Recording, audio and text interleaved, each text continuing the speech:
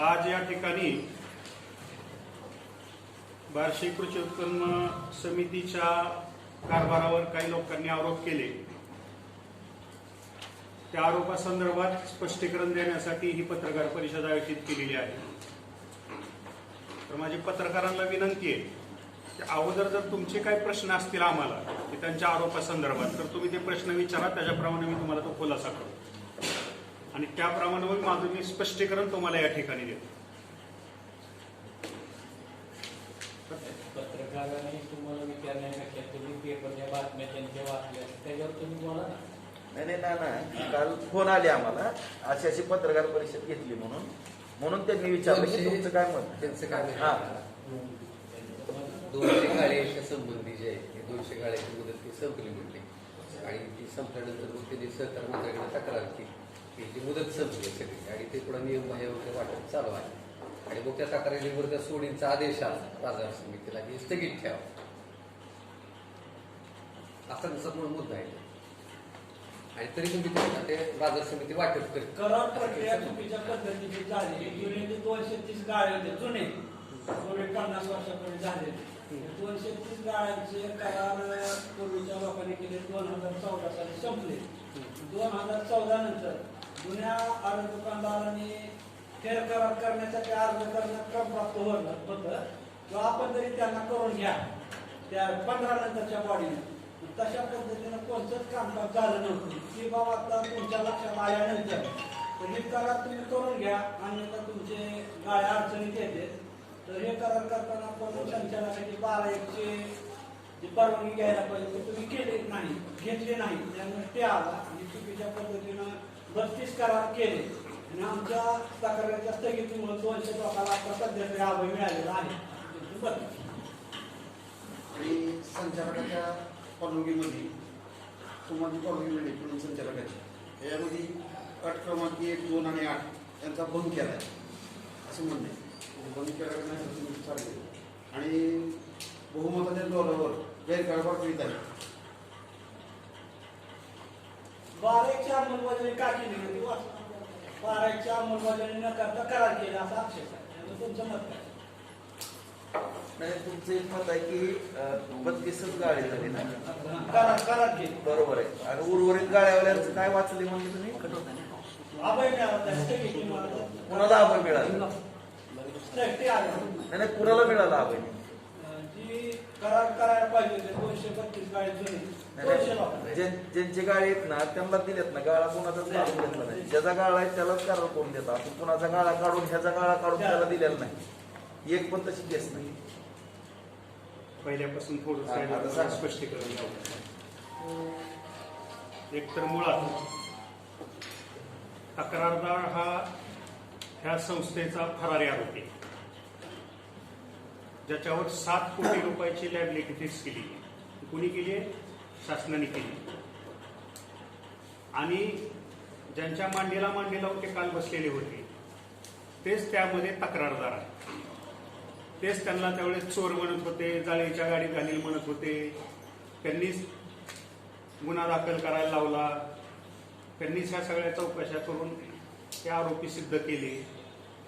म्हणजे मला एक लक्षात येणार की पूर्वी एक ग्रहांचे योग असायचे, म्हणजे शनु राहू केती हा ग्रहयोग यायचा, मंगळ शनी युती हा ग्रहयोग यायचा, हा एक नवीन ग्रहयोग निर्माण झालाय वार्षिक। तक्रारदार पण आणि आरोपी पण हे दोन्ही मिळून एका ठिकाणी येऊन सांगतायत की ह्यांनी चुकीचे काम केले म्हणून। म्हणजे हा नवीन ग्रहयोग ह्या दोघांच्या रूपाने निर्माण झालेला आहे। पूर्वी पुण्यात जक्कल सुतार शहा नावाची टोळी होती, तशी आता हे 3 जणांची एक टोळी निर्माण झाली आहे। फक्त एवढंच की ती लोक मारत होती, ही विकास कामाला खेळ घालण्यासाठी ही काम करतात।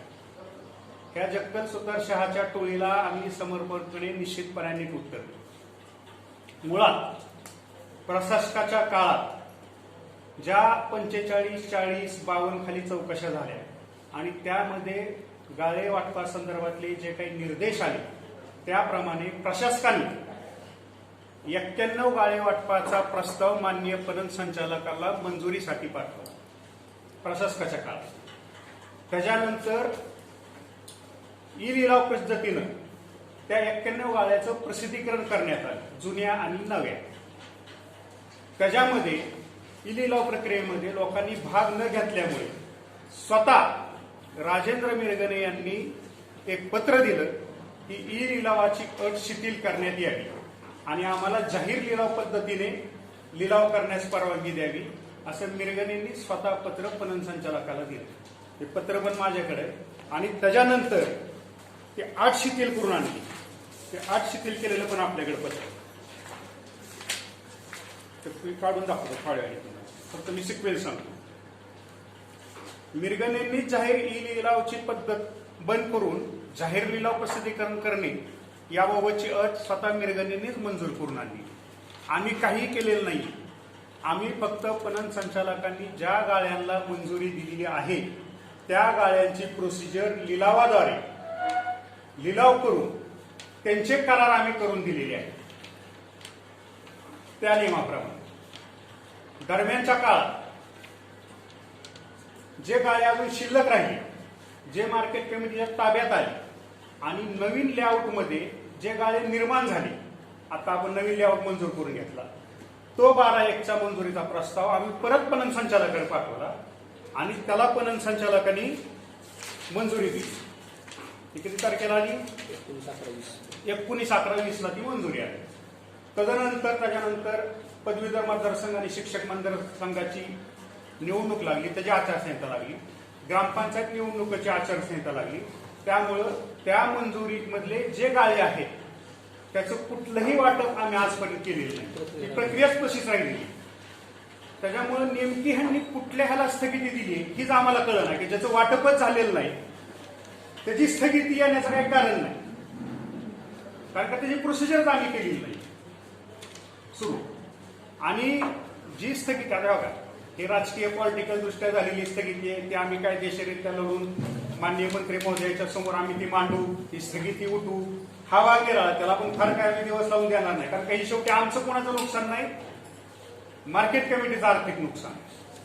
आता राहिला प्रश्न की 200 गाळे जे आरोपी दिलीप सोपल म्हणतायत, मी जाणीवपूर्वक म्हणतो आरोपी दिलीप सोपल म्हणतायत की 200 गाळ्यांचे 2014 साली लिलाव संपली, मुदत संपली, कराराची मुदत संपली. हे 200 गाळे कोणते आहेत हे दिलीप सोपलांनी खुलासा करा, की करार संपलेले मुदत असलेले 200 गाळे 2000 साली आणि 2014 साली तुमच्याकडे सत्ता होती. जर ते 200 गाळ्यांचे करार संपले होते, मुदत संपली, तर तुम्ही का कारवाई केली नाही त्याच्यावर? तर हे सपशेल खोटं बोलताय. त्याचा पुरावा मी तुम्हाला सांगतो. 200 गाळे तर सोडूनच द्यावं, 200 गाळ्याचा तर विषयच नाही.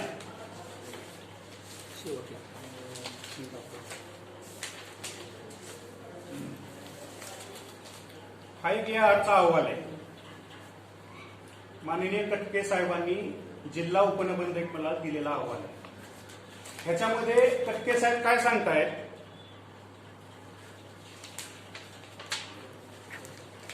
बार्शी आणि वैराग समितीच्या मुख्य बाजार व उपबाजारातील एकूण 780 प्लॉट आणि गाळा, बरं का, नीट आहे का शब्द, 780 प्लॉट व गाळ्यापैकी फक्त 110 प्लॉट धारकांनी करार केलेले आहे. उर्वरित 670 गाळेधारक प्लॉट धारक यांनी कोणतेही करार बाजार समितीशी केलेले नाहीत. 200 नाही, 670 गाळ्यांच्याच बार्शी मार्केट कमिटीत करार नाहीये, कोणतेच करार नाहीये. तुमच्या लक्षात आलं का? बाजार समितीला ह्यांची नावं आहेत फक्त प्रॉपरायटर म्हणून, पण त्यांचे रजिस्टर करार किती वर्षाचे करायला पाहिजे ही कुठलीही नोंद बाजार समितीत नाही. हे ER ऑफिसचा अहवाल सांगतो. किती गाळ्यांची नोंद नाही? 670 गाळ्यांची नोंद नाही. बार्शी आणि वैराग 200 गाळे जर करार केले असते समजा तुम्ही, आणि तुम्ही जर म्हणत असताल की ह्याची मुदत 2014 साली संपली, तर 670 गाळे करार नसलेले कोणते? जर करारच नाही तर मुदत कशी संपेल? ज्या गाळ्यांचे करार नाहीत त्या गाळ्यांची मुदत कशी संपली कसं सांगणार कोण? म्हणून ह्या 670 गाळ्यांवर काय कारवाई करायची म्हणून आम्ही ठराव घेतला मुख्य सभेसमोर. त्या ठरावामध्ये आम्ही म्हटलं की असं असं ह्या अहवालात आलेलं आहे, ह्याच्यात बाजार समितीचं आर्थिक नुकसान होतंय, कारण का ह्याचे करारच दिसून येत नाही, त्याच्यामुळे डिपॉझिट बुडालेले मार्केट कमिटीचं ह्या गाळ्यांचं. म्हणून आम्ही मार्गदर्शन डीडीआरला मागवलं की ह्या गाळ्यांच्या संदर्भात काय करायचं, ह्याचे कसे करार करून घ्यायचे. मान्य डीडीआरने आम्हाला एक पत्र दिलं. त्याच्यामध्ये त्यांनी सांगितलं की बाजार समितीच्या कायद्याने व उपविधीप्रमाणे तुम्ही तुमच्या स्तरावर कारवाई करा असं पत्र दिलं. मग हे पत्र दिलेलं असताना मार्गदर्शन कुठं चालू सांगतो ते आहेच. हे मार्गदर्शन मागवल्यानंतर ते पत्र आल्यानंतर आम्हाला ARच्या अहवालामध्ये एक निदर्शन असाल. त्या ARच्या अहवालामध्ये यार असं म्हणते नीट आहे का, बाजार समितीच्या गाळे वाटपाबाबत महाराष्ट्र कृषी उत्पन्न खरेदी विक्री विकास व विनियम अधिनियम 163 व त्यान्वये नियम 1967 बाजार समितीची मंजूर उपविधी यामध्ये कोणतीही स्पष्ट तरतूद दिसून येत नाही. म्हणजे बाजार समितीच्या कायद्यात किंवा उपविधीमध्ये गाळवे वाटा संदर्भात कोणतीच तरतूद दिसत नाही कशी वाटावे. मग आता मला सांगा, एकीकडून स्पष्ट तरतूद दिसत नाही, एकीकडून डीडीआर म्हणतात तुम्ही त्या कायद्याप्रमाणे करा, कायद्यामध्ये तरतूद नाही. म्हणून आम्ही परत एक ठराव घेतला की बाबा बाजार समितीचं आर्थिक नुकसान होतंय, ज्यांचे करार नाही त्यांचे नूतनीकरण करून घ्यावं असं कोण सांगतंय.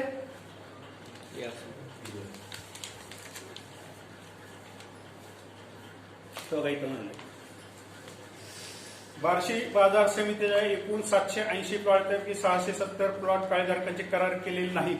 तसेच त्यापैकी 18 प्लॉट गाळेधारकांची कराराची मुदत संपली. किती? 18.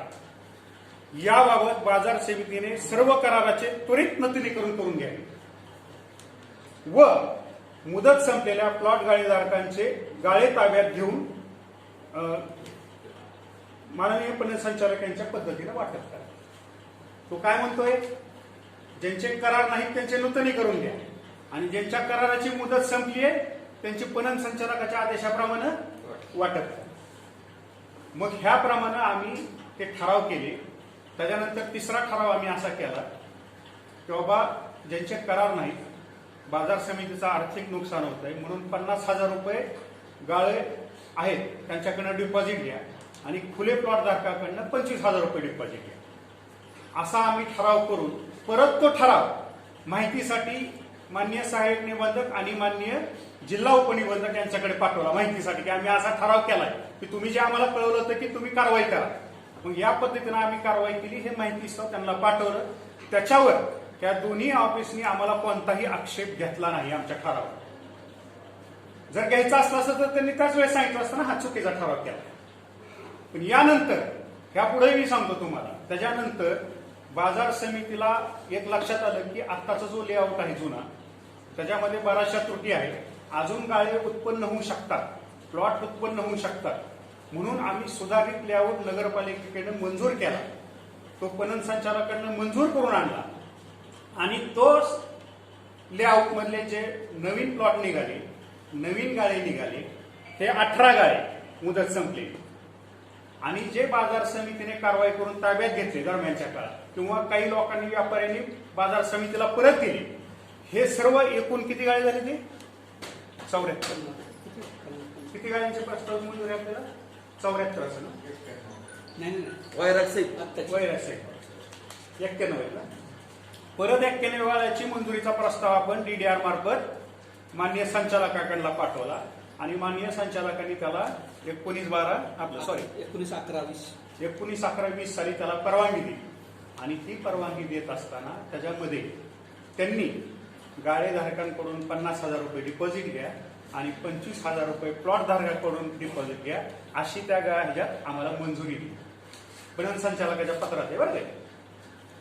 म्हणजे आम्ही जी रक्कम घेतली होती, ज्यांचे करार संपलेले गाळे त्यांना जे आपण डिपॉझिट घेतलं 50,000 आणि 25,000, त्यांना ह्या नूतनीकरणाच्या ह्याच्यात किंवा नवीन जो गाळ्याचा प्रस्ताव आम्ही दिला त्याच्यामध्ये आम्हाला ते 50,000 आणि 25,000ची मंजुरी ऑलरेडी पणन संचालकांनी दिली. म्हणजे आमचा बेकायदेशीरपणा त्याच्यामध्ये कुठं दिसून यायचं काही कारणच नव्हतं.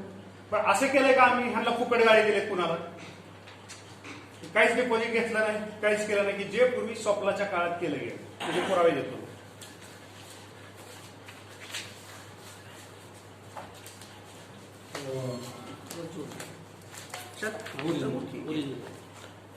ही व्हीआयपी फाईल स्वप्नांच्या काळात आणि व्हीआयपी फाईल नावच आहे बघा ना व्हीआयपी.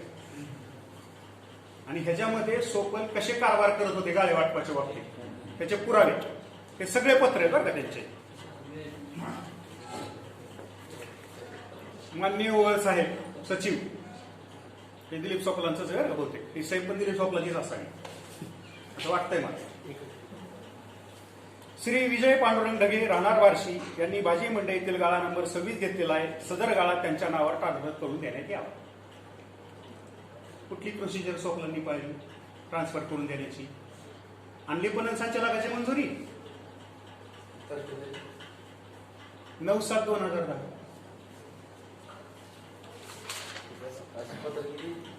हे सगळे पत्र त्याच्या संदर्भात होते. गाळ्या संदर्भात असे गाळे ट्रान्सफर झाले पहिले. जे स्वतः सभापती होते त्यावेळेस का बघा, जनार्दन जाधव बार्शी यांचे तोलारचे लायसन सुद्धा बरं का, परस्पर लायसन. बरं मला सांगा, एखाद्याचं लायसन ट्रान्सफर आपण मुलाच्या नावाने समजू शकतो, वडिलाचं नावाचं मुलाच्या नावावर. ह्या पट्ट्याने काय केलंय बघा, जनार्दन जाधव बार्शी यांचे तोलारचे लायसन श्री नानासाहेब अमरू अर्जुन घावाने जाधव आहे घावानेच्या नावाने ट्रान्सफर करून दिले. रिस्टर ट्रान्सफर करा. तुम्ही कधी तोलार झाला? म्हणजे बापाच्या मुलाच्या नावाने राहू द्या, तिसऱ्याच्या नावाने ट्रान्सफर करण्याचे पत्र दिलेले.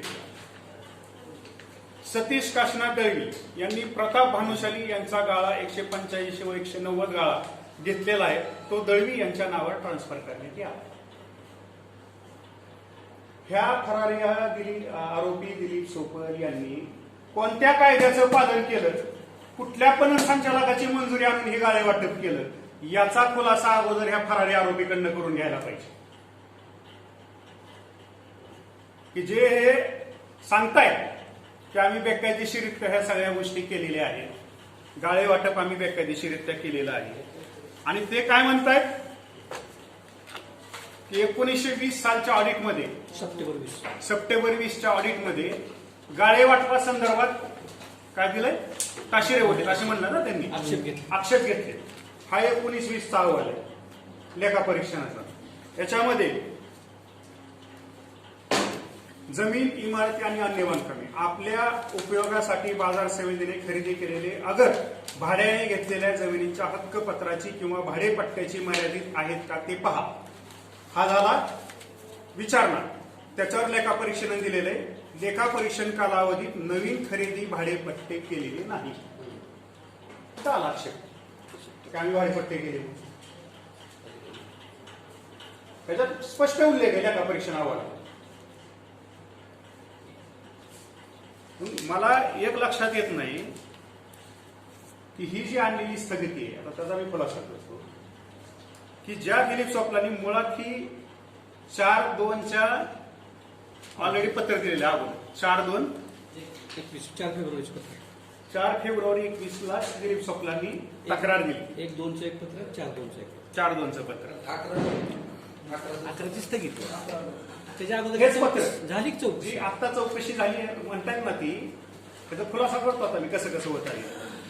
दिलीप सोपलच्या पत्रावरून जे मुद्दे घालून त्यांनी दिलेले त्या मुद्द्यावरून माननीय सहाय्यक निबंधकांनी अहवाल तयार केला.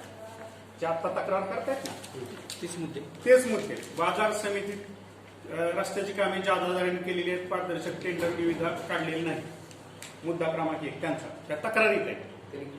हा, त्याच्यामध्ये निरीक्षण दिलेलं आहे. या आम्ही किंवा निष्कर्ष वाचवतो ना, निष्कर्ष सांगतो की बाजार समितीने तपासणी सादर केली का व ते आदेश यावरून असे दिसून येते की माननीय पणन संचालक महाराष्ट्र पुणे यांच्या आदेशातील मंजूर रकमेनुसार वार्षिक विस्तृत बाजार समिती बार्शीच्या मुख्य बाजार आवारातील रस्ते मजबुतीकरण डांबरीकरण कामाची निविदा मंजूर केलेली आहे. याबाबतची ई निविदा वर्तमानपत्रात व शासनाच्या संकेतस्थळावर प्रसिद्ध केल्याचे दिसून येते. आम्ही जादा टक्केदारांनी केलेलीच नाही. आम्ही आहे त्या म्हणजे कुणाच्या पणन संचालकाच्या आदेशाच्या रकमेनुसारच आम्ही मंजुरी दिलेली आहे आणि तशाच पद्धतीने वर्क ऑर्डर दिलेली आहे. ही त्या निष्कर्षात आली आहे. म्हणजे जादादाराने आम्ही केली नाही सिद्ध झाले. दुसरा मुद्दा, गाळे वाटपा संदर्भात मान्य पणन संचालक आदेशाच्या विरुद्ध गाळे वाटप केले. निरीक्षण काय निरीक्षण वाचू द्या. नमूद मुद्द्याबाबत यापूर्वी बरं का ऐका, नमूद मुद्द्याबाबत यापूर्वी समविषयांकित मुद्द्याबाबत या कार्यालयाकडून चौकशी झाली असून बाजार समितीकडून केलेल्या गाळे वाटपाबाबत अहवाल सादर केले आहे. कुणी यापूर्वी दोनदा चौकशी झाली अमेरिकन यांच्या पत्रावर. ही तिसरी सोपलचं पत्र आलं परत त्या पत्रावरून. त्यातील निरीक्षणाबाबत बाजार समितीने उपरोक्त खुलासा सादर केला असून बाजार समितीने केलेले गाळे वाटप हे माननीय पणन संचालक महाराष्ट्र राज्य पुणे यांचे दिनांक 15/2/2020 व 31/11/2017 रोजी कलम 12(1) अन्वये दिलेल्या परवानगीनुसार पत्रानुसार गाळे वाटप केलेले दिसून येते.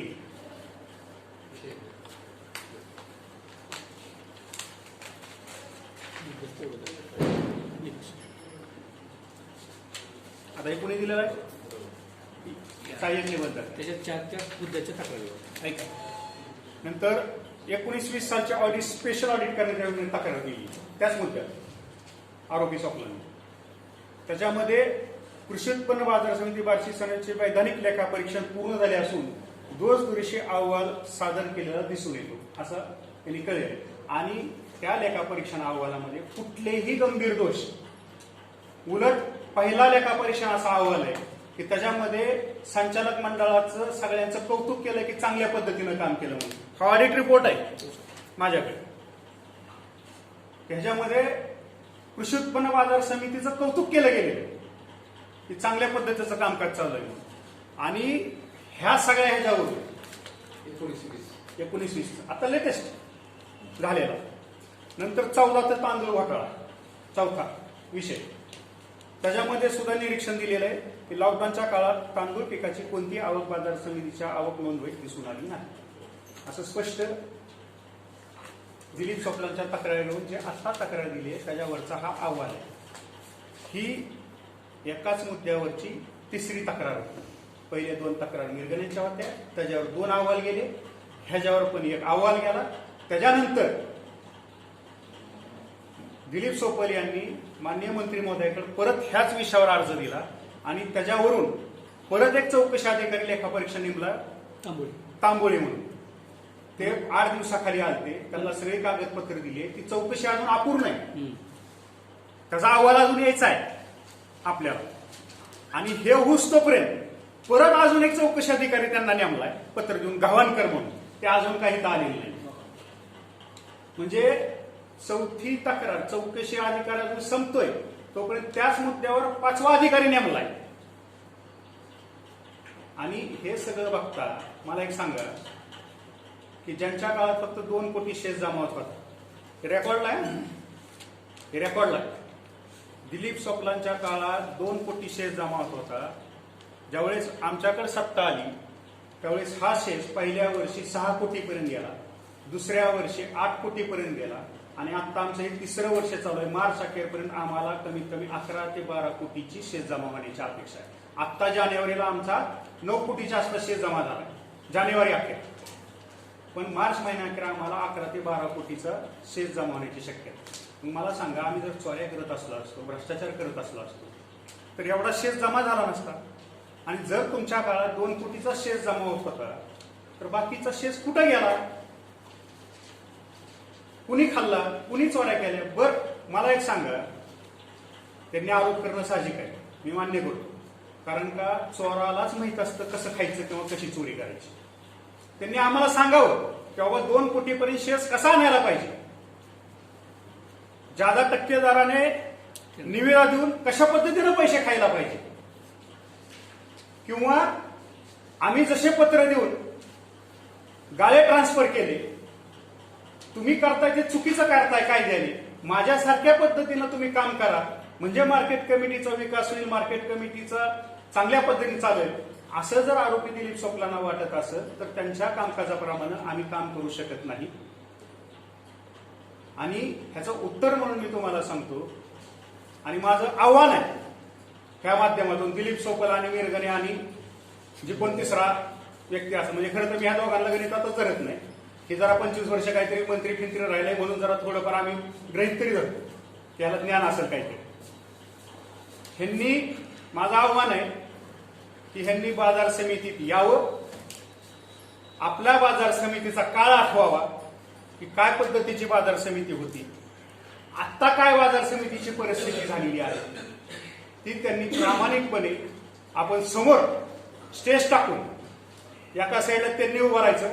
राजाभाऊंची ह्यात गरज नाही, फक्त रावसाहेब मनगिरे त्याला खंबीर आहे सगळ्या गोष्टीला उत्तर द्यायला, कारण का तेवढी पात्रताच नाही त्याची की त्यांनी राजाभाऊंना काय प्रश्न विचारत ह्या बाबतीत. आम्ही संचालकच पुरेसे त्यांना ही उत्तरं द्यायला त्यांच्या प्रश्नांना किंवा ह्यांच्यात धाडस असेल तर यांनी बाजार समितीत यावं, कुठंही ठिकाण ठरवावं आणि बाजार समितीचा आवार फिरून सांगावं की बाजार समितीत सुधारणा झाल्यात का. काय होतं या बाजार समितीत पूर्वी?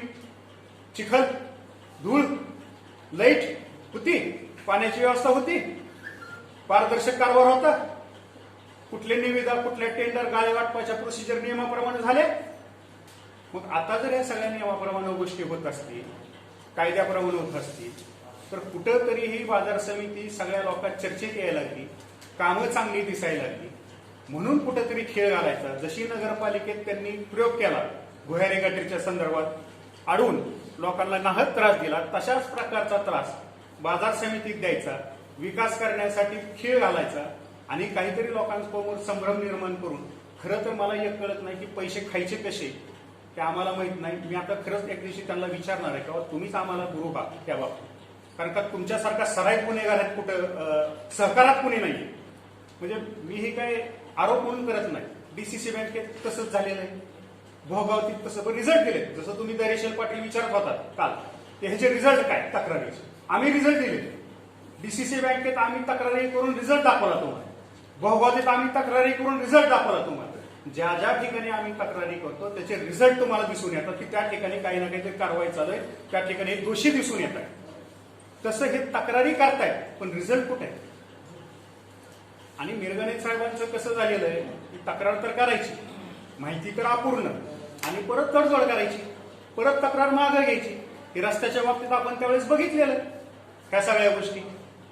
आणि जर आमचा कारभार खरंच जर गैरकारभार असला असता, एक सुंदर उदाहरण तुम्हाला देतो की आम्हाला इनाम योजनेतून 60 बाजार समितीच्या इनाम योजनेत बार्शी बाजार समिती ही 5व्या क्रमांकावर आहे आणि शेत तारण कर्जमाल योजनेमध्ये पश्चिम महाराष्ट्रात बार्शी बाजार समिती ही 1ल्या क्रमांकावर आहे.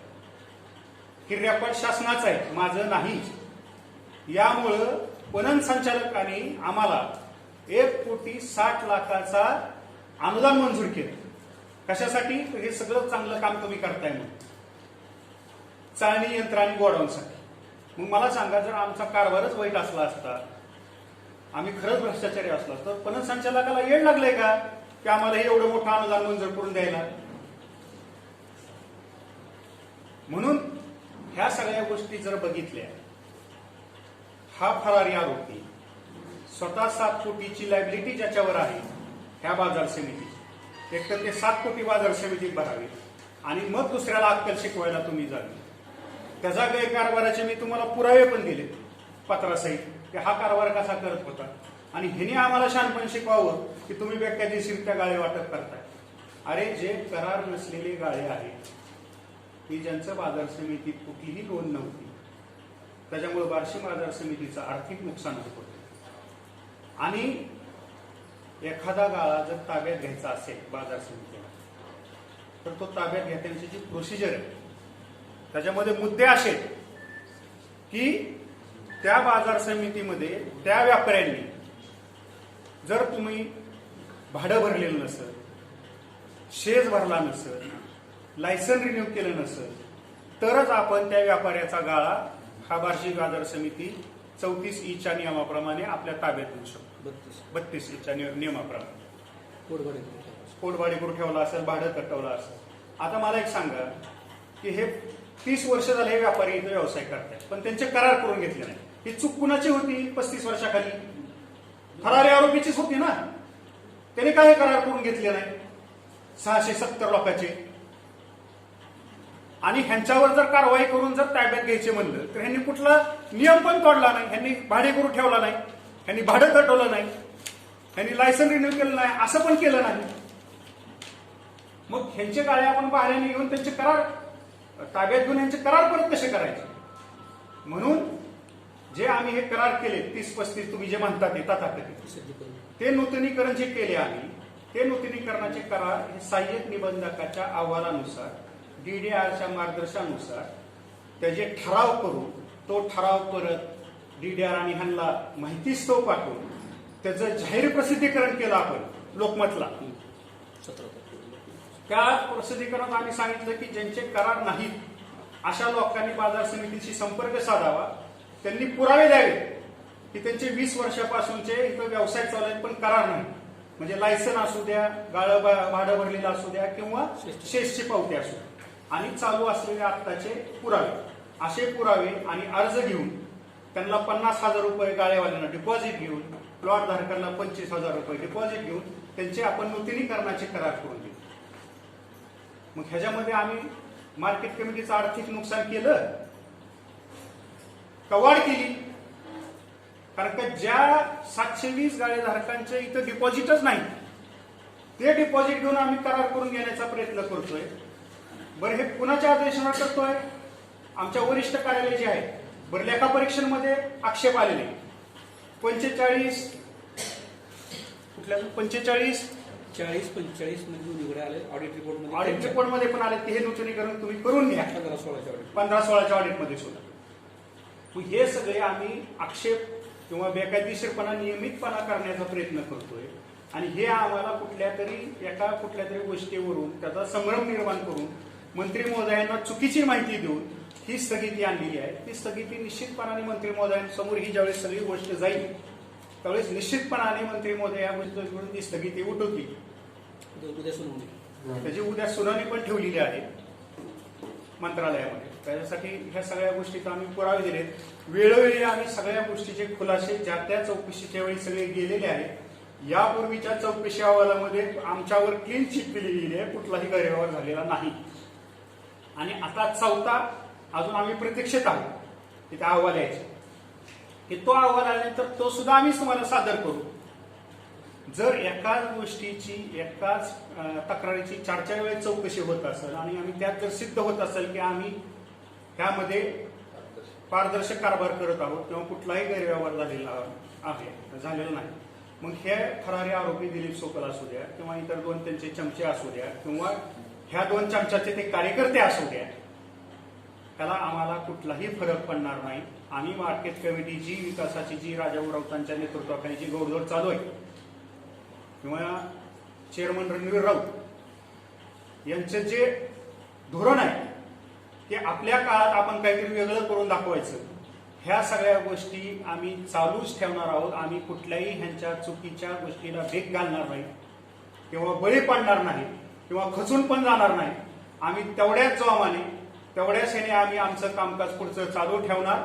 आणि तुम्हाला माहिती आहे की बाजार समितीत तुम्ही पण स्वतः बघताय, पूर्वी पण तुम्ही बघितले, तुम्ही स्वतः बघताय की बाजार समितीच्या आवारात काय काय हे झालेलं आहे. ते सांगण्याची परत गरज नाही, पण तरी सुद्धा सांगतो की अजून आम्हाला 3 मंजुऱ्या पणन संचालकांनी दिल्या. एक दिले लातूर रोडला शेतकरी निवास आणि कॉम्प्लेक्स, तो आहे जवळजवळ 2 कोटी किती लाखाचा आहे, 2 कोटी 32 लाखाचा आहे. त्याच्यानंतर आपण हा जनावरांचा बाजार तिकडे नेतोय, पूर्ण अत्याधुनिक बाजार करतोय. आणि तो असा बाजार करतोय आपण की जो जनावर विकत घेतोय आणि जो विकतोय आणि जे जनावर आहे त्यांच्या फोटोसहित कॉम्प्युटरला त्याची कॉपी निघणार खरेदीची. की परत भविष्यात चोरीचे जनावर आणले किंवा कुणी पैसे अडवले कुणी बुडवले असं काही होऊ नये, एवढा अद्ययावत जनावरांचा बाजारची निर्मिती आपण तिथं करतोय. तिथं पाण्याची सोय करतोय, लाईटची सोय करतोय, चाऱ्याची सोय करतोय. ह्या सगळ्या गोष्टीचा अद्ययावत जनावरांचा बाजार आपण तिथं, तो सुद्धा 2 कोटी कितीचा आहे, 2 कोटी 62 लाखाचा तो आहे.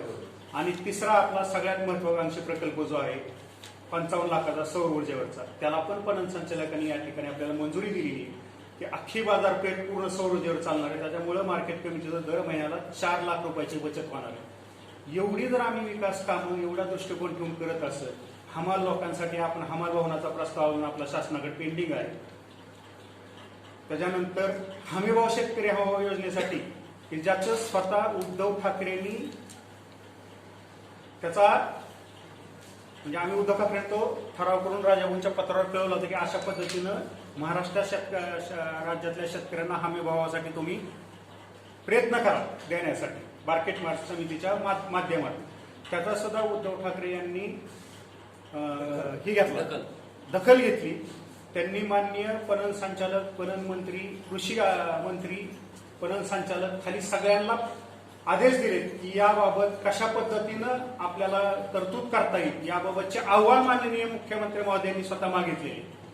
म्हणजे एवढ्या सगळ्या गोष्टीची दखल, चांगल्या गोष्टीची दखल घेत असताना ह्या तिघांच्या डोळ्यात मुसळ का पिसळ का शिरते मला काही कळत नाही. त्यांची नेमकी कोणची पोटदुखी आहे की म्हणजे हा विकास करायला सहन होत नाही का विकास थांबवून ह्यांची बदनामी करण्यासाठी ह्यांचं एक गट कारस्थान आहे का, हे योग्य त्या ठिकाणी आम्ही निश्चितपणाने उघड पाडू. पण अजून एक आम्ही आवाहन करतो आरोपी दिलीप सोपल यांना की त्यांना आम्ही अटक करू देत नाही. तुम्ही या, तुम्ही मार्केट कमिटीत या, प्रत्यक्ष बघा. आपल्या 25 वर्षाच्या काळातल्या सगळ्या गोष्टी तुम्ही बघा आणि आत्ताच्या गोष्टी ज्या झाल्या तुम्हाला रस्ते दिसतील, गटारे दिसतील, प्रत्येक ठिकाणी नळ दिसतील, झाडं दिसल, लाईट दिसल. गांडूळ खताचा प्रकल्प आपला 13 लाख रुपये अनुदान मंजूर झाले. भाजीपाल्याचं मार्केट तुम्ही जाऊन बघा, त्या ठिकाणचे रस्ते बघा, केलेले गाळे वाटपाचे सगळे कागदपत्र तुम्ही बघा जर त्याची अक्कल असेल तर. अशा लोकांना माझं जाहीर आव्हान आहे की या लोकांनी स्वतः येऊन प्रत्यक्षात बघावं आणि जर ह्यात काही खोटं निघालं तर एकतर त्यांनी राजकारण सोडावं, नाहीतर मी तरी राजकारण सोडतो, असं माझं जाहीर आव्हान आहे. मिरगणीच्या नांदळकरच्या बाबतीत म्हणत नाही का मी, कारण का ते राजकारणात नाहीत, ते ग्रहित करा. ते कमीत कमी 25 वर्ष आमदार तरी होतं म्हणून मी त्याला राजकारणात म्हणतोय. ह्या दोघांना मी राजकारणात अजिबात गिनत नाही, म्हणून त्यांना काही राजकारणात बाहेर जायची गरज नाही, कारण का ते ऑलरेडी बाहेरच आहे. ते अजून आतच आलेलं नाहीये, बालवाडीत आहे. हा, ते अजून बालवाडीत आहे. ज्यावेळेस ते येतील त्या PhDच्या किंवा ह्या कॅटेगरीत त्यावेळेस आपण त्यांच्याबद्दल बोलू, पण ते बहुतेक शक्यता कमी आहे. मला नाही वाटत असं की तेवढ्या त्या लेवलपर्यंत ते जातील. पण तुमच्या रूपाने मी आवाहन करतो की त्यांनी जे आरोप केलेले आहेत त्याचे खुलाशाचे सगळे पत्र माझ्याकडे, कुठलं पाहिजे ते तुम्ही मागा. हो, सगळे आहे. इतर व्यापाऱ्यांना लाभ मिळाला, इतर व्यापाऱ्यांना उलट ते दाबात ठेवतो. आणि त्यांनी जे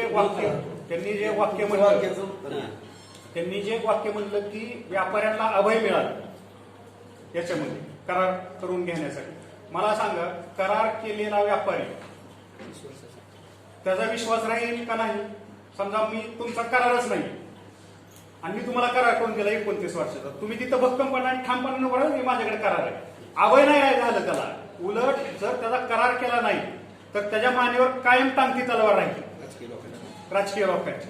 उलट मी ती टांगती तलवार काढतो त्या व्यापाऱ्यांच्या की तुम्ही करार करून घ्या, सर तुम्ही मार्केट कमिटीचे मध्ये सगळ्या नियमाचं पाठीचं पालन करा. अहो लांब कशाला, लायसन्स कॉपी जी असते मार्केट कमिटी ती ह्या व्यक्तीने कधी दिली नव्हती.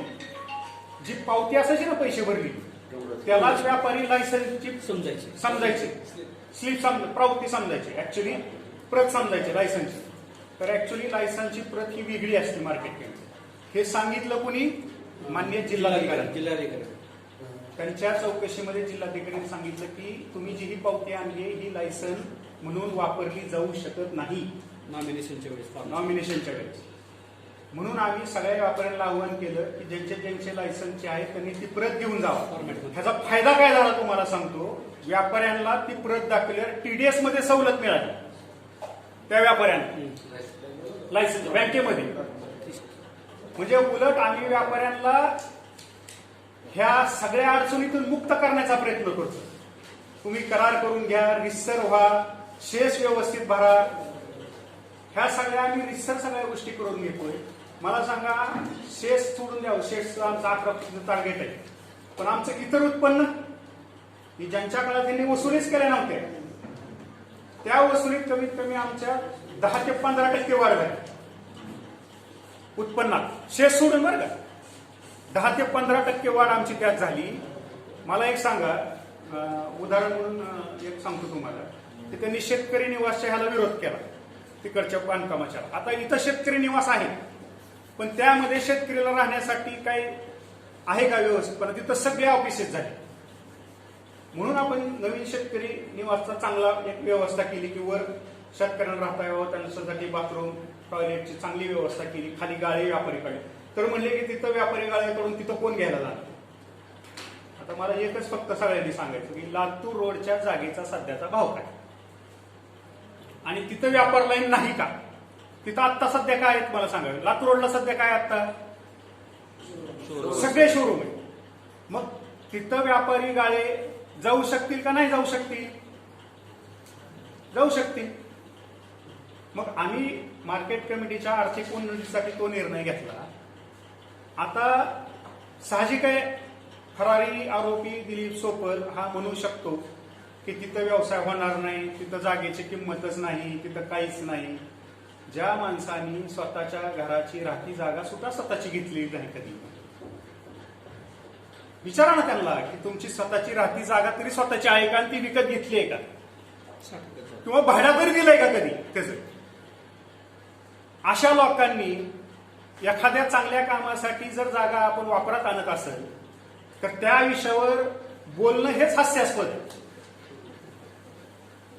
म्हणून माझी एक विनंती आहे त्या सगळ्यांच्या मार्फत की ह्या ज्या सगळ्या गोष्टी घडलेल्या आहेत ह्या तुमच्या समोर स्वच्छ पारदर्शकपणाने सगळ्या ह्याच्या समोर होणार आहे. हे स्थगिती वगैरे मला फारसं काही त्यात आश्चर्यकारक वाटत नाही, कारण का ह्यात त्या मंत्री महोदयांची फसवणूक केलेली आहे. ती उघडकीस आल्यानंतर ती स्थगिती उठवली जाईल, त्याच्यानंतर रिसर परत गाळे वाटपाची प्रोसिजर चालू केली जाईल.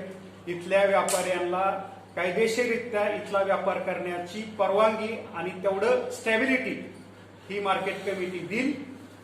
आणि ह्या सगळ्या गोष्टी घडत असताना तुम्ही थोडा कानोसा घ्या, सगळ्या व्यापाऱ्यांचा घ्या, हमाल लोकांचा घ्या, तोलार लोकांचा घ्या, जेवढे काही यातले घटक आहेत कर्मचाऱ्यांचा घ्या, की खरंच ह्या ठिकाणी सुधारणा झाली आहे का नाही. तुम्ही सुद्धा मान्य करायलाच पाहिजे. तुम्ही सुद्धा अमान्य करू शकत नाही ती गोष्ट की ही तर सुधारणा झाली नाही अशी. म्हणून माझी सर्व लोकांना विनंती आहे की पूर्वीच्या काळात झालेलं बेकायदेशीरपणा आम्ही कायदेशीररित्या पूर्ण करतोय. त्यामुळे विनाकारण नगरपालिकेचं जसं जसं इलेक्शन जवळ येईल, आता नगरपालिका झाली मग आता मार्केट कमिटी ट्राय करू, अशा पद्धतीचं हे जक्कल सुतार आणि शहाचं धोरण आहे. त्यांना जरी फाशी दिली असली कायद्याने, आम्ही काय त्यांना फाशी देणार नाही, पण जनतेच्या दरबारात मतदानारोपी ह्यांना निश्चितप्रमाणे फाशी लोकच देतील एवढंच या ठिकाणी मी या पत्रकार परिषदेनिमित्ताने सांगतो.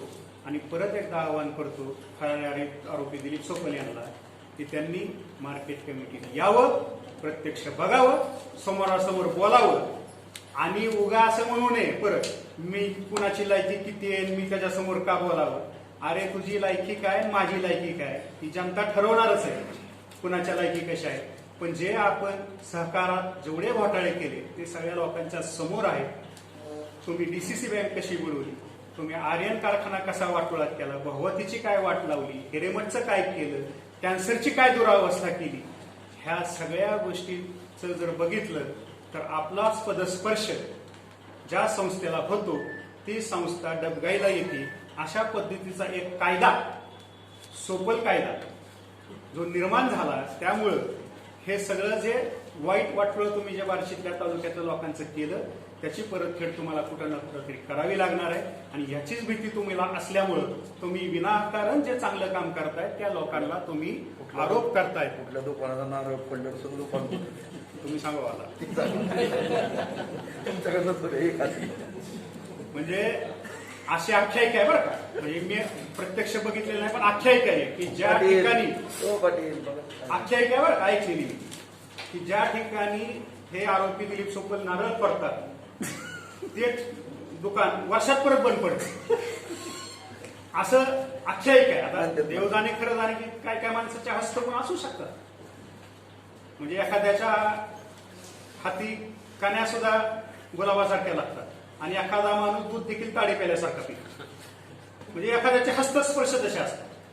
म्हणजे एखाद्याने ताडी जरी दिली तर ती दुधासारखी लागती आणि एखाद्याने कण्या दिला जरी तर ते गुलाबासारख्या वाटतात. आता दिलीप चोपलांचा हस्तस्पर्श असा असेल की एखाद्याचं उद्घाटन केलं की त्याचं कायमचं उद्घाटन व्हावं अशा पद्धतीचं त्यांची एक हस्तस्पर्श असू शकतो. पण जे काही त्यांनी आरोप केलेले आहेत मी पुराव्यानिशी माझ्याकडे कागद आहेत, मी तुम्हाला हे सगळं दाखवण्यास तयार आहे. सांगा देतो तुम्हाला. आणि स्थगितीच्या बाबतीत कुणीही काळजी करण्याची, आम्ही पण चिंता करण्याची कारण नाही आणि त्यांनीही काळजी करू नये. कारण का ज्याची परवानगी आलेली आहे ते वाटपच आम्ही सुरू केलं नसल्यामुळे आम्हाला त्या स्थगितीचा काही प्रश्न उत्पन्न होत नाही. आणि ज्यावेळेस स्थगिती उठल आम्ही कायदेशीरित्या माननीय मंत्रिमंडळासमोर त्या गोष्टी मांडू.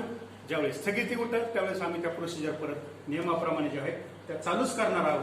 पण जे बेकायदेशीर आरोप केलेले आहेत ते कसे चुकीचे आहेत हे तुमच्या रूपाने मांडण्याचा मी या ठिकाणी प्रामाणिकपणे प्रयत्न केला. धन्यवाद. 200 गाळ्यांचं वाटपच झालं नियम अहो 200 गाळ्याचे करारच विषय नाही. अहो करारच नाही 700 गाळ्यांचे काय असते म्हणजे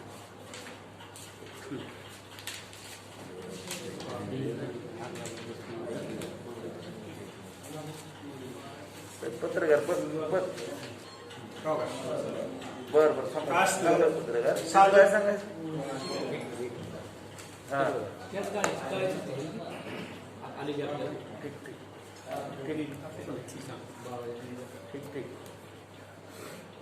ठीक आहे. बाराईक मंजुरी म्हणजे काय प्रकार आहे? 2 प्रकार. जर तुम्ही बांधकामं करत असताल, रस्ते करत असताल किंवा काही नवीन योजना राबवत असताल तर तो प्रस्ताव तयार करायचा DDR मार्फत पणन संचालकाला पाठवायचा. 12(1)च्या कलमाखाली सेक्शन आहे. आणि दुसरा प्रकार म्हणजे जागा वाटपाच्या बाबतीत, गाळ्या वाटपाच्या बाबतीत जर तुम्हाला कराराने द्यायचे असतील तर त्या जागांचा प्रस्ताव तयार करून DDR मार्फत तो पणन संचालकाला पाठवायचा आणि त्याची मंजुरी घ्यायची.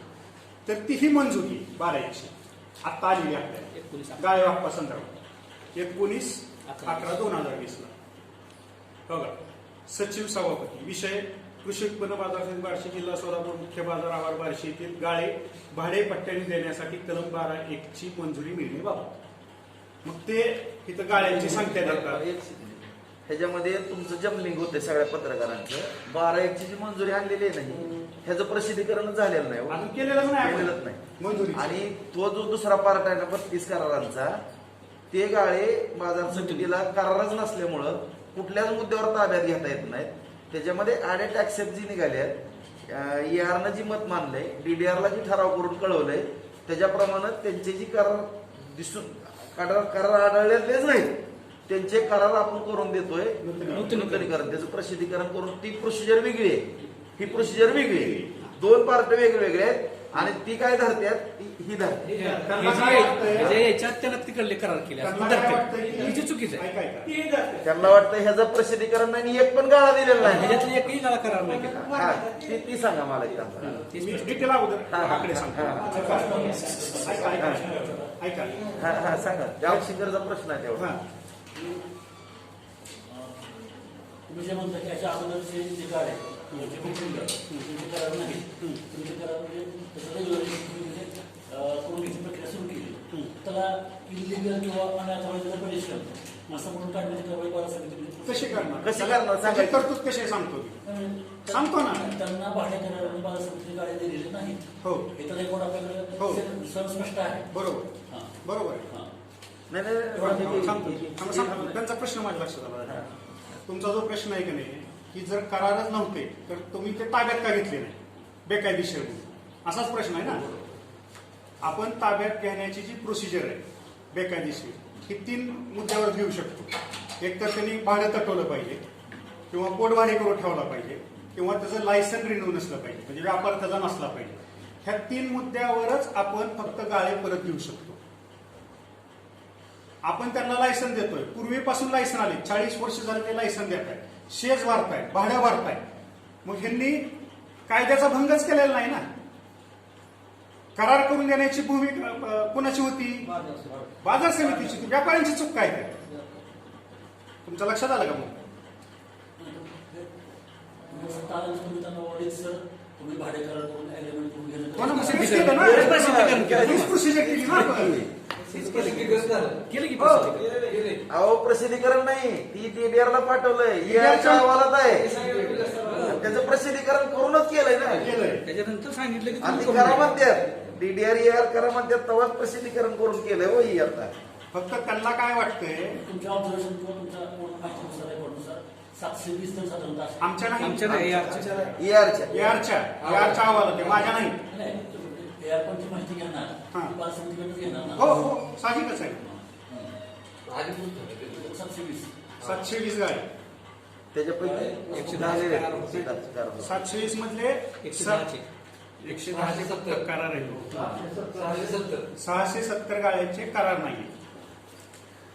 मग हे व्यापारी ह्यांची चूक नाहीये, तुम्ही करार करून घेतले नाही. हे वर्षानुवर्ष व्यवसाय करत आलेले. आता उदाहरणार्थ आपशिंकर किशोरबाई शाह त्यांचेच कार्यकर्ते 2 गाळे, हा त्यांचं स्ट्रक्चर नाही म्हणलं तर 15-20 लाखाचं आहे, बरोबर आहे.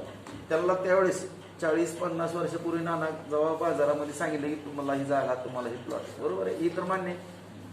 गाळा कोणाला दिला आणि कोणाला प्लॉट दिला, पाटलांना दिलाय बाबा, नाना गव्हाणला दिला, आपशिंकरला दिलाय. 40 वर्षापूर्वी तुमच्या वडिलांना दिला होता, आजोबाला दिला होता. तुम्ही तेव्हाच काय खर्च केला ना, आता त्या ट्रक्चरची किंमत 20-25 लाख रुपये, बरोबर आहे. आता तुमचा करार बाजार समिती जबाबदारी होती करून द्यायचा तुम्हाला कागदपत्र ना. बरं तुमची काही चूक नाही, 40 वर्ष झाले व्यवसाय करताय, तुमचा गाळा काहीच कारण नसताना ताब्यात घेऊन दुसऱ्याला देऊ द्या का? देऊ द्या का? ऐका ना, नाही नाही नाही, देऊ द्या का आपशिंकरचा गाळा ना? आणि जर असं असेल बार्शी बाजार समिती बाबतीत, जर मंत्र्याला वाटत असेल बाळासाहेब पाटलांना, तर बाळासाहेब पाटलाच्या बाजार समितीत काय आहे हाच मुद्दा आहे. मुंबई बाजार समितीला 40-50 वर्षापूर्वी गाळे दिलेले आहेत, त्यांचे करार संपले, मग ते पण गाळे ताब्यात घेऊन ई टेंडरिंग होऊ द्या का? पुणे बाजार समितीमध्ये आज त्या गाळ्यांची किंमत 2-2 कोटी रुपये. जर बार्शी बाजार समितीला हा प्रयोग करायचा बाळासाहेब पाटलांनी प्रयत्न केला तर बाळासाहेब पाटलांना सुद्धा बार्शी म्हणजे काय, झाक उतरणारी बार्शी ही दाखवण्याची जबाबदारी राजारावताची असेल. आणि बाळासाहेब पाटील जी त्यांचे तमाशातले मित्र आहेत, आता माझं सुरू करतो, बरोबर जमलं. हो, ते बारेक काय आहे मला सांगतो. बारेक 2 प्रकारचं असतं. एक बांधकामासंदर्भात आणि एक गाळे वाटपासंदर्भात. आम्ही जो गाळे वाटपा संदर्भात जो प्रस्ताव पाठवला, ऐका की, आम्ही जो गाळे वाटपा प्रस्ताव पाठवला त्याला आम्हाला 19/11/2020 सोली साहेबांनीच परवानगी दिली, संचालक ज्यांनी स्थगिती दिली त्यांनीच परवानगी दिली. हा, त्याच्यामध्ये काय असतं, गाळे संख्या, त्यांचं क्षेत्रफळ, त्याच्यामध्ये हो का ह्यांनी लिहिलंय बरं का. कुणी लिहिलंय? संचालकांनी. बाजार समितीकडील सदर गाळे धारकाकडून प्रति गाळा 50,000 रुपये अनामत रक्कम घेऊन करार करण्यात यावेत व सदरचे करार हे नोंदणीकृत पद्धतीने करण्यात यावेत. हे कुणी दिलंय? पणन संचालक. आणि कशा पद्धतीने द्यावेत म्हणून सांगितलंय? सदरच्या बाजार समितीने गाळे वाटपात जास्तीत जास्त खपाच्या वर्तमानपत्रात जाहिरात देण्यात यावी. इथं कुठं लिहिलंय त्यांनी? लिहिला प्रोसिजरनी करावं. त्यांनी डायरेक्ट काय म्हणलंय की वर्तमानपत्र जाहिरातीतून तुम्ही करा. ई लिलावचा प्रश्न आलाच कुठं? आणि ई लिलावची 8 शिथिल आणलीच कुणी करून पाहिलं ना मुळात? प्रशासकाने सांगितली. बरं, आता ई टेंडरिंग करायचं म्हणजे काय, अख्ख्या देशातनं असं म्हणजे आता बहुतेक मुकेश अंबानी इथं टाकणार आहेत का गाळा मला काही म्हणून? अनिल अंबानी टाकणार आहे, हो ना? नाही सोलापूरचं कोण टाकणार आहे? आणि तुमच्या आवारातच व्हायला पाहिजे ना. त्यांना काय वाटतंय माहितीये का, की हे जे गाळ्यांचं आम्ही मंजुरी आणली त्या गाळ्यांची आम्ही करार करून घेतले मंजुरीच्या अगोदरच. जे ती 31 समजते, ते जे 31 समजतात ना, त्यांना वाटतंय की ही जी मंजुरी आहे या ना यादीतली. आम्हाला, त्या गाळ्यांची आम्ही लिलाव प्रोसिजर करायच्या अगोदर करार करून घेतले. ती सप्टेंबरची करार आहे, मंजुरी आहे नोव्हेंबरची. पण ते जे करार आहेत त्याचा आणि ह्याचा काही संबंध नाही. ह्यातला एकही गाळ्याचा आम्ही करार केलेला नाही. नाही, अजून प्रोसिजरच चालू नाही. प्रोसिजरच चालू झाली. चालूच केली नाही. आचारसंहितेमुळे तुम्हाला विचार आणखी काय, मालकाला विचारायचं काय शंका आहेत का? हो पत्रकार बांधव, आज काल जो काही बार्शी कृषी उत्पन्न बाजार समितीवरती फरार आरोपी माजी मंत्री ज्यांनी बाजार समितीमध्ये 7 कोटी रुपयाची चोरी केली अशा एका आरोपींनी चांगलं कामकाज चाललेल्या बाजार समितीवरती आरोप करणं आणि ज्या व्यक्तीनं जाळीच्या गाडीत घालतो म्हणून ज्याच्यावर आरोप करणं आणि प्रशासकाची कारवाई माननीय माजी मंत्री सुभाष देशमुखांकडनं करणं आणि त्याच्या मांडीला मांडी लावून बसून दोन्हीही चंगूमुंगूनी एकत्र पत्रकार परिषद घेऊन कारण नसताना आरोप करणं मुळात हे निषेधार्ह आहे. आणि या ठिकाणी बाजार समितीचं कामकाज अत्यंत चांगल्या पद्धतीनं चाललेलं आहे. संपूर्ण तालुका पाहतोय, जिल्हा पाहतोय, सर्व शासकीय यंत्रणा पाहते. या अगोदर ही बाजार समितीच्या तक्रारी देण्याचा प्रयत्न विरोधकाकडनं झालेला आहे. त्यामध्ये जवळपास 3 वेळेस चौकशी झालेली आहे. 3ही चौकशीमध्ये काही निष्पन्न झालेलं नाही. 4थी चौकशी आता अर्धवट आहे, ती पण काय पूर्ण होईल, त्याच्यात पण काय येतं आपण वाट बघू.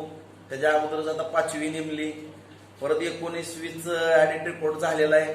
तरी एक स्पेशल ऑडिटर रिपोर्ट सध्याचे सहकार आणि पणन मंत्री बाळासाहेब पाटील, ज्यांना मी स्वतः भेटलो मध्यंतरी, मंत्री महोदय व्यक्तिगत बार्शी तालुक्यातलं राजकारण हे वादविवादाचं आहे आणि व्यक्तिगत एकामेकाला कुरापती करण्याचं आहे. यामध्ये रीतसर आपण ज्यावेळेस राज्याचे मंत्री म्हणून शपथ घेताय त्यावेळेस मी पारदर्शकपणानं सगळ्या जनतेला समान मानून कामकाज करण, न्यायनिवाडा करण, ही प्रत्येक मंत्र्याने शपथ घेतलेली असते. आणि असं जर तालुक्यामध्ये खोट्या तक्रारीच्या आधारे तुम्ही विनाकारण बाजार समितीला टार्गेट करू नका, अशा पद्धतीची मी त्यांना जाऊन 1 वेळेस माहिती त्यांना दिलेली आहे बाजार समितीच्या बाबतीमध्ये कामकाज कसं चाललंय. त्यानंतर साधारण परवा दिवशी माझा स्वतः त्यांना फोन झाला की बाळासाहेब, विनाकारण आमच्या बार्शी तालुक्याचं जे काय आरोप प्रत्यारोपाचं राजकारण आहे किंवा चुकीच्या पद्धतीनं बाजार समितीवरती आरोप होतोय आणि अशा पद्धतीचं काही विनाकारण जर योग्य असेल तर चौकशी करायला किंवा कुठल्याही चौकशीला सामोरं जायला बाजार समिती खंबीर आहे. त्यामध्ये मग आम्हाला हायकोर्ट आणि सुप्रीम कोर्ट काही नवीन नाही, ते आमच्या 5वीलाच पुजलेलं आहे. आणि त्यांना मी तशी कल्पना दिलेली आहे की विनाकारण टार्गेट करू नका. तर मी ज्यावेळेस बाबा असा का प्रकार बाळासाहेब पाटील सहकार मंत्र्यांकडनं चाललेला आहे, ज्यावेळेस मी माहिती घेतली या 2 दिवसामध्ये आणि ह्या 2 दिवसामध्ये मग आता विनाकारण त्यांची काही मैत्री आहे म्हणून ते जुने काही तर तमाशाला एकत्र जात होते असं मला पण कळलंय. बऱ्याच काय माझ्या कराड भागातल्या मित्रांकडनं माहिती घेतली. दोघं बाळासाहेब पाटील मंत्री सहकार आणि पणन हे तमाशातले दोघं दोस्त आहेत अशी माहिती माझ्या समोर येते. आणि माझं या निमित्तानं जर बाळासाहेब पाटील मंत्री असतील, पणन आणि सहकार मंत्री, आणि विनाकारण एखाद्या चोराच्या सांगण्यावरून खोट्या तक्रारीच्या आधी म्हणजे माहिती न घेता जाणीवपूर्वक जर टार्गेट बाजार समितीला करण्याचा कोणी प्रयत्न करत असेल, जर चौकशीमध्ये निष्पन्न झालं किंवा यामध्ये दोष निघाले, कुठली कारवाई होते याच्याशी मला ही नाही, त्याच्यामध्ये चुकीचं जर कामकाज झालं पाहिजे तर कारवाई व्हायलाच पाहिजे ना, ह्या मताचा मी आहे. पण जाणीवपूर्वक जर 5-5, 7-7 चौकशा लावून जर विनाकारण वेटीला धरण्याचा बाळासाहेब पाटील सहकार मंत्री कुठला प्रयोग करत असतील आणि द्वेषाचं राजकारण करत असतील तर बाळासाहेब पाटलांना माहिती नसेल की वयाच्या 13 वर्षापूर्वी, वयाचं 13 वय होतं माझं, त्यावेळेस सेशन कोर्टामध्ये माझी साक्ष झालेली आहे आणि माझ्या साक्षीवरती काही आरोपींना शिक्षा लागलेली होती 7 वर्षाची. त्याच्यामुळं राजेंद्र राऊत नावाच्या या कार्यकर्त्याला वयाच्या 13 वर्षापासून कोर्ट कचेरीची सवय आहे. गेली जवळपास 37 वर्ष झालं कोर्टाचा आणि माझा फार जवळचा संबंध आहे. आणि बाळासाहेब पाटील कशा पद्धतीनं त्यांनी शैक्षणिक संस्था लाटलेल्या आहेत त्यांच्या मतदारसंघामध्ये, साखर कारखाने कसे लाटलेले आहेत, बाळासाहेब पाटलाच्या शिक्षण संस्थांमध्ये कसा गैरप्रकार चाललेला आहे, साखर कारखान्यामध्ये कशा पद्धतीचा गैरप्रकार चाललेला आहे, त्याची संपूर्ण माहिती काय माझ्या मित्रपरिवाराकडनं मला गोळा झालेली आहे. अर्धवट आहे आता, जवळपास येणाऱ्या 10-15 दिवसामध्ये संपूर्ण माहिती माझ्याकडे येते. त्याचे ऑडिट रिपोर्ट, त्याचबरोबर कारखान्याचे ऑडिट रिपोर्ट, संस्थातले अनगोंदी कारभार बाळासाहेब पाटील सहकार मंत्र्यांचा आणि हा लवकरात लवकर माननीय उच्च न्यायालयामध्ये याचिका स्वतः राजेंद्र राऊत करून दाखवल. आणि स्वतः मी मगा सांगितलं की मंत्री असताना अत्यंत चांगल्या पद्धतीनं ज्या ठिकाणी खऱ्याच चुका असतील तर त्या ठिकाणी कारवाई करायला हरकत नाही. परंतु एकदा चौकशी झाली त्यामध्ये काही निष्पन्न झालं नाही, दुसऱ्यांदा चौकशी झाली त्याच्यामध्ये काही निष्पन्न नाही, तिसऱ्यांदा चौकशी झाली त्याच्यामध्ये काही निष्पन्न नाही, चौथी चौकशी लावली, पाचवी लावली, 6वा ऍडिट. असं जर कुठल्या तमासगिराच्या मित्राचं ऐकून आणि तमाशातली मैत्री तमाशात ठेवावी, या ठिकाणी शासकीय कामकाजामध्ये त्याचा दुरुपयोग करण्याचा प्रयत्न करू नये. आणि असा जर दुरुपयोग करायचा प्रयत्न केला तर जशात तसं उत्तर दिलं जाईल. आणि लवकरच बाळासाहेब पाटलांनी केलेले जे काही भ्रष्टाचार आहेत लवकरच राज्याच्या निदर्शनास आणल्याशिवाय आम्ही स्वस्थ बसणार नाही, असं मी बाळासाहेब पाटलाला या पत्रकार परिषदेच्या माध्यमातून चॅलेंज देतो.